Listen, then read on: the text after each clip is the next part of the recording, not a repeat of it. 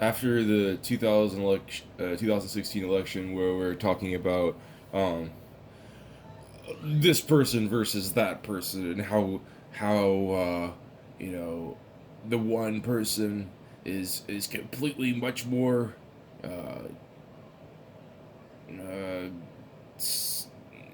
tyrannical and diabolical, and it's the afterwards.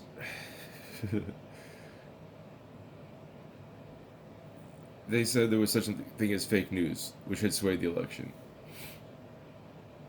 Afterwards, they said this supposedly much more sinister, purportedly much more rapscallion individual used some power somewhere, like with the Kremlin or Julian Assange or some kind of other elaborate plan within the fake news to throw the election for himself. This would be at least not all the way correct, if not incorrect. Uh, and where are you? Are you in the camp? Are you on the side that says, ha ha ha, oh, well, the truth isn't really so much of a big deal. You don't need to really haggle and negotiate out and reason out what the truth would be. Hear things fairly now. We just need to be partisan. Well, no, the truth is there were major collusions, there were major throwings of major elections, and that side is on the defensive, making accusation against the other side. And since that side has the notion or the conception of that they are the righteous party and certainly are self-righteous, since that's the case, well, we just ignore everything and anything, and we be ostriches, and we're willing to be lied to a little bit as Democrats. Okay, funny thing. There's a lot of obvious things being ignored here. I don't really know where to start and weeding through them all. Um, the most obvious and painfully poignant of them all is that we're not even dealing with we're not even dealing with people who are living in the actual real like modern times. They don't really understand what times we're living in, and they don't really understand the culture that they're addressing and patron. Well, I mean, they understand it to an amount, and they definitely have budgets and writers and advisors and focus groups. But it's psychologists.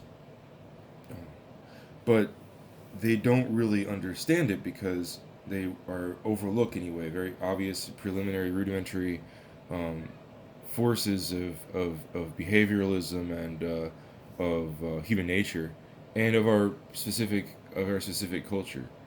Um, the American culture and behavioral and I guess in psychology and human nature, all of it, it doesn't like being told what to do. It doesn't like being told you have no choice. It doesn't like being told you do this or else. It just doesn't. It doesn't like being told, no, don't look over here. There's nothing to see here. You know, it doesn't like being told, be a good little. It doesn't like being patronized. People don't like being patronized too. And, you know, basically, everybody, wherever you work, we all know, bosses want results. The demands that management gives you is to get the results and to just get them. I don't know if that's overly simplistic, but and so if you're in the media and your bosses, or if you're in the politics and your bosses are lobbyists, and your bosses are people who have more money interest than other people have, so they're there, so they're there lobbying, they're there throwing down the money to make the more money to get the laws and everything in place, and the politicians on their side, and at the, to have their back, and to be backing them. So the media is there to just make all this look good, make all this look okay, And they are the official news. They are the long established, regular go to guys. And now we have the internet. And this is how we're not looking at the times adequately or properly, correctly. We have this place where it opens up communication and interaction and relationships between all people. It levels out it may level out, in fact, the playing field and enable everyone to have a damn channel.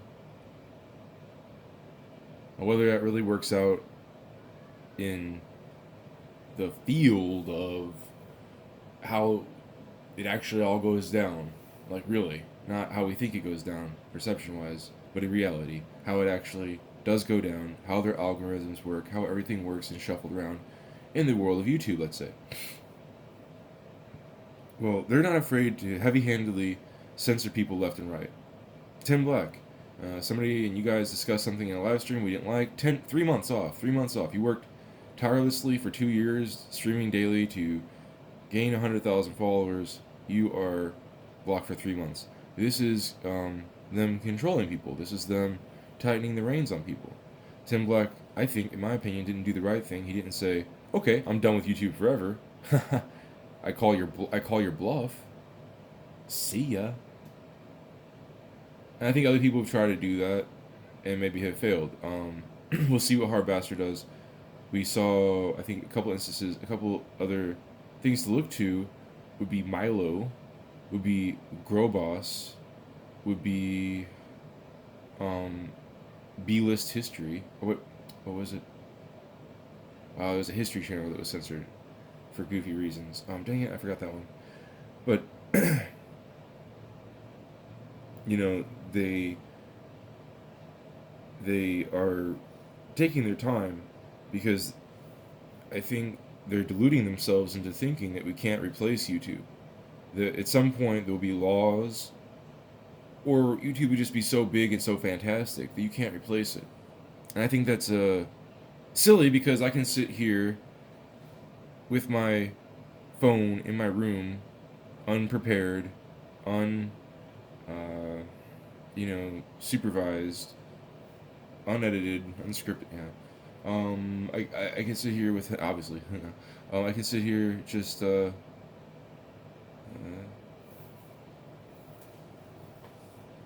with nothing, unsophisticated podcast, and speak to anybody who clicks on the thing as many times as it happens, and everyone has that. That's the digital reduplicate duplicatability duplicability of it all. We can, transmit. We can give other people a copy of our music or of our a picture, or of a program that we create. If you create a program that's very nice and useful, you can just replicate that digitally now. It takes some energy. It takes some communication lines and satellites, but we can do that. And well, there's an old saying about, it says, you can, if you give someone your money, you no longer have it. But if you give someone your knowledge, then you still have that. You still have your knowledge, even though you gave them. And in fact, your knowledge might even be more. When you do teach, or when you do share, or when you do say it out loud, or whatever to someone. So there's a difference. If you have something digital, if I have a CD, I give it to you, I no longer have it. If I have a CD and I give you a copy online, you have it as well. It's a little difference, but it's a pretty big difference.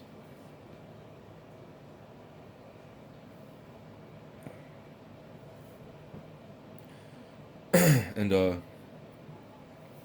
we are in this age, and we all know which way we want to see it go. We want to see it go forward. You want to see it open up. You want to see progress and our country getting better, our society getting better, our technology getting better. all around. Those things, I think, make us happy. When we see the prognosis getting better, when we see us having more hope, when we see us having very hopeful technology innovation on the horizon and it being done thoughtfully, respectfully to the environment, um, and when it's being done carefully in a way that it's not wasteful, that it's very, very laboratory like kind of carefulness about it, and so that you don't mass produce or spend a whole bunch of resources and energy and materials building something that's less efficient than the other thing that you'll arrive at.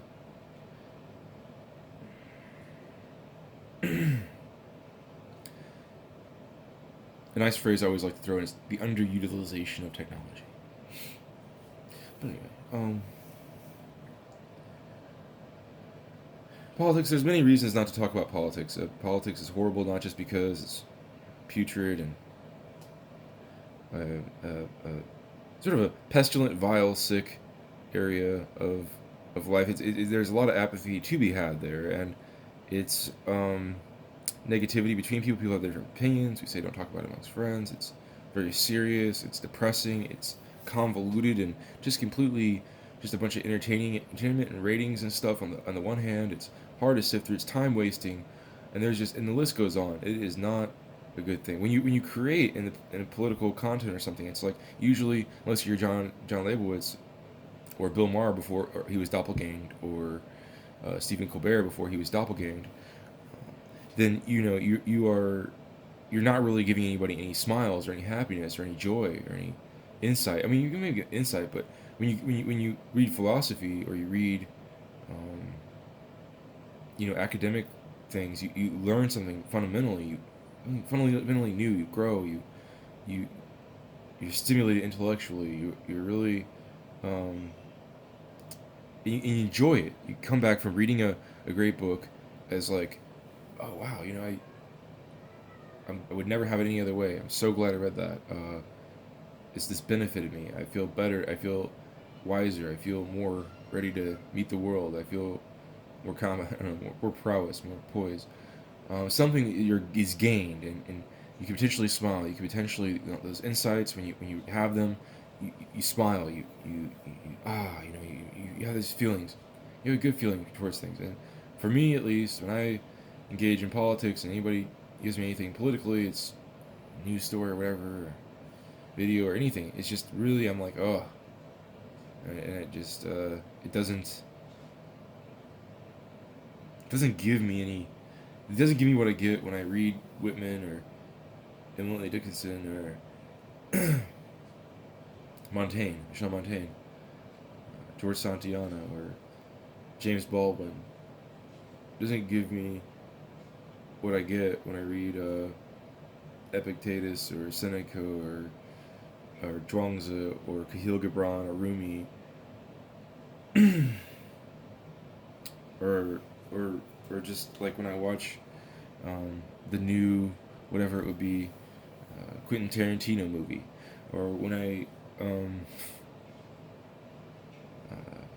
hear Cab Calloway or Errol Garner's piano or crazy old music, doesn't do any happy things for me. So politics is bad for many reasons, but the the biggest one of all is that it doesn't it lacks principles. It lacks. You'd think that doesn't make sense, but it lacks. It is fleeting. It is temporal. It is um, something that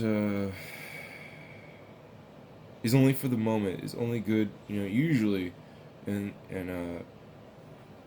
some temporary fashion, and because of that, I mean, it's just not as great. It's just people are aware of that. People are aware of they're making something momentary, and it just is not as substantive.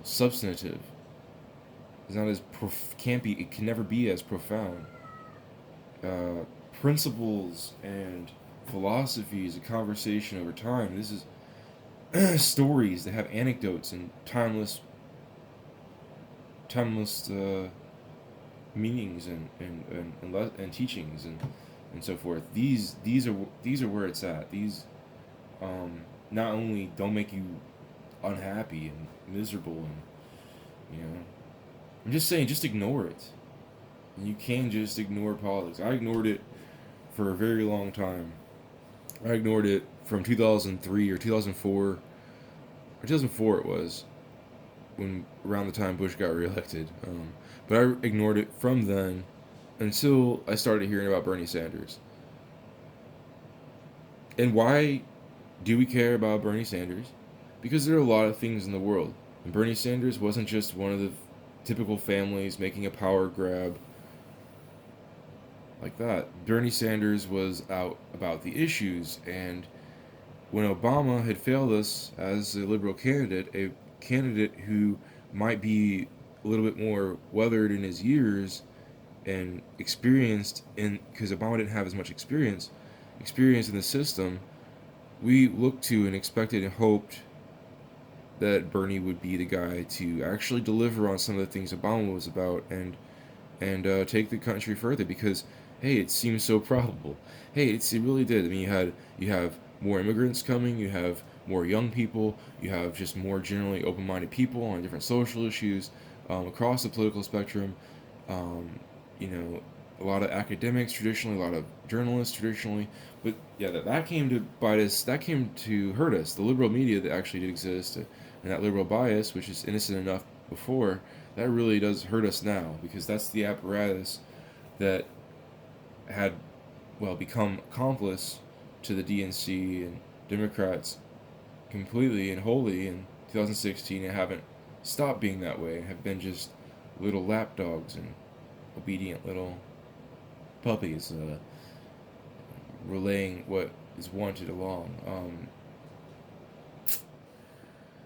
I mean, we do care about the issues, and there are just many issues right now that are very big, that are very monumental, okay, for us now.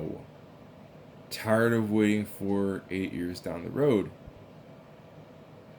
We're tired of the Democrats not putting up, not getting results like any boss gets tired of. We are tired of the Democrats' stagnancy, stubbornness, dragging their feet, playing like, oh, hands are tied, any of it. We're tired of the passive, wimpy Democrat. We're tired of the public-private policy Democrats. Anyway, what really irks me is this conceited, condescending attitude about fake news and about censorship. And you gotta censor these people on the internet who have 100 or so followers, like Hard Bastard. I mean, Hard Bastard is, as far as he's concerned, he's just telling it, you know, he's just telling it without a filter. He's just out there. He said it himself. He wants to be like Howard Stern, okay? He's just a bad-mouthed, thorn in your side radio DJ. And I'm telling you, if you don't restore the liberal Democratic Party to what it actually was, and if you continue to fleece the more liberal out of your party, you're going to get a lot more smart-ass radio DJs, etc., etc., etc. If your groups are such sham groups of media companies that want to rain down the internet right now and not make it an even playing field, not make sure that they, you control everything, and what gets popular, it's gonna backfire. Return the natural order. Make your media companies and record companies like they were in the 60s and 70s, where they had some soul, where they had some creativity, where they had some passion and novel ideas and vision, and innovation, and they had just that maybe it's naive, but that look in their eyes, a dreaminess of what's possible and we could do and we can build and we can and get rid of the attitude and the sentiment about you, or the it's not the right word, the it's the way you're carrying yourself and going about things, to where you're out of touch, completely out of it as a party, patronizing uh, uh, what is it? Patronizing, harassing, hassling. Uh, Basically, how do I describe this? Your own party, your own side of this political divide. When you're bashing your own people, when you're pushing them out of your party, when you're just lashing out at everyone. I mean, the skeptical side. Um, uh, what do you call it? Sort of side of me, like the unsure and questioning side of me says, is it just that it's just a set, regular, scheduled thing that the Republicans, when the Democrats are in power, just do their thing to make sure that there's gridlock and stagnancy like they did with Obama, and that the Democrats do it with Trump? I mean, I guess that is the wise thing to do. You buy your time. But see, that's from you at the leadership point where you feel that way. But for us, at the point where we're in need of medical care, of money, of chances for our businesses, and you're given Amazon tax free, and you're cool with that, everyone's cool with that. The the people need the reality of the ideas, and of the work, of the administrative governmental work you're supposed to be doing, fixing problems, finding solutions to problems, and ensuring fairness. People need that real result now. And if you're not listening, if you're not going to give it to us, I hope that somebody in some party in some way that it gets here faster. But this kind of hope, alas, in the end, is absolutely an empty, in vain hope, because hope doesn't really change anything. Hope all day long.